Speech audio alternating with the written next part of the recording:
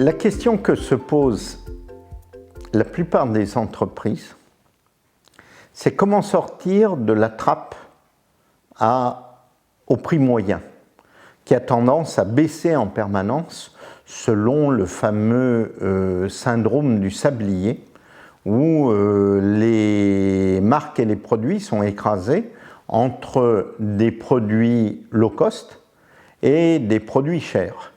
Et donc le prix moyen est de plus en plus écrasé, a tendance à baisser de plus en plus vers des produits, vers des prix, à défaut d'être low cost, en tout cas de plus en plus accessibles. Ce qui fait que les marges des entreprises sont en train de s'amenuiser.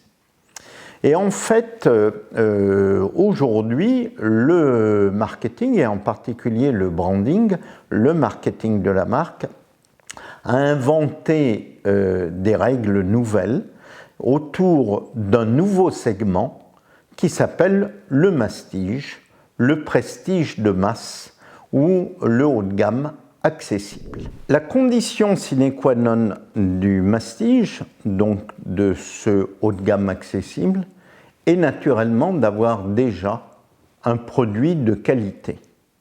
Et donc, au minimum, un produit de qualité standard et, si possible, un produit de qualité supérieure. Ce qui ne veut pas dire un produit de luxe ou un produit extrêmement travaillé, mais un produit qui puisse justifier une qualité nécessaire. Ces produits de qualité, standard ou standard supérieur, pour être valorisés, doivent être mis dans un écrin plus luxueux que ceux qu'ils ont l'habitude d'avoir en règle générale.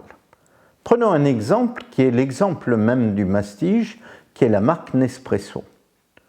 Le café est sans doute de bonne qualité.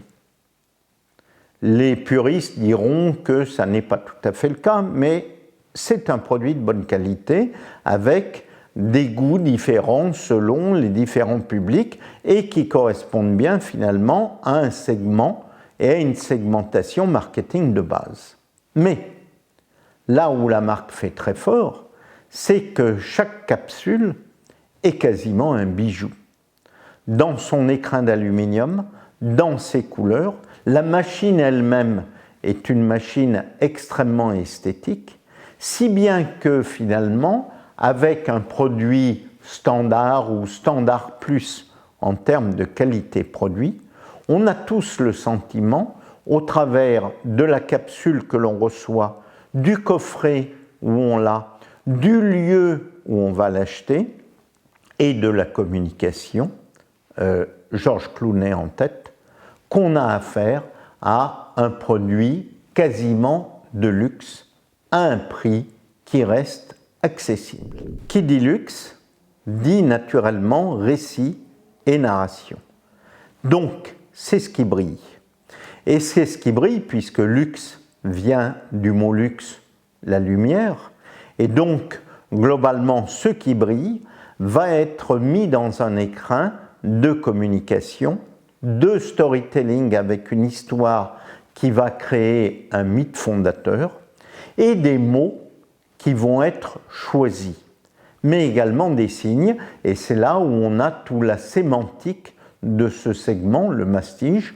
Prenons une seconde marque, qui est la marque Swarovski, où objectivement les produits ne sont que, mais sont de la verroterie, mais de l'autre côté, chacune des boutiques et chacun des emballages qui est fourni est un emballage et une boutique extrêmement qualitative. Et donc, progressivement, ces produits dits de verroterie passent en complément d'autres produits pour étant quasiment des petits diamants. Et c'est là où, en effet, il y a la magie de ce segment de mastige, de prestige de masse, de haut de gamme accessible, qui fait que le public a l'impression de rêver au travers de produits standards, certes de qualité, voire standard plus, mais au travers de produits standards. Et donc le mastige, c'est cette narration, ce récit entre un produit de qualité et une narration qui est une narration quasiment de prince et de princesse. Qui dit luxe? Qui dit narration? Qui dit histoire? Dit naturellement communauté. Ce qui fait la différence entre le mass market et le marketing du luxe, c'est que le mass market s'adresse à tout le monde et que le luxe ne s'adresse qu'à quelques-uns, à quelques épiphiaux, même si quelquefois ils sont très nombreux, et qui ont l'impression de se reconnaître eux-mêmes et de se reconnaître au travers des produits de la marque. Prenons une marque comme Apple, qui est dans ce segment du mastige, puisque globalement c'est des produits standards, certes de qualité, et on voit bien les débats qu'il y a entre geeks sur le niveau d'innovation, le niveau qualitatif d'un iPhone, et de l'autre côté, une communauté qui se retrouve et qui accepte de payer 10, 15, 20, 25% plus cher qu'un Galaxy de Samsung qui a globalement à peu près les mêmes caractéristiques. Et donc c'est assez intéressant de voir que au travers de ce mastige, de ces produits, il y a toute une communauté qui va se créer. Et c'est la grande force, on le voit bien chez Nespresso, qui cultive cette logique de club, de communauté et de dialogue permanent.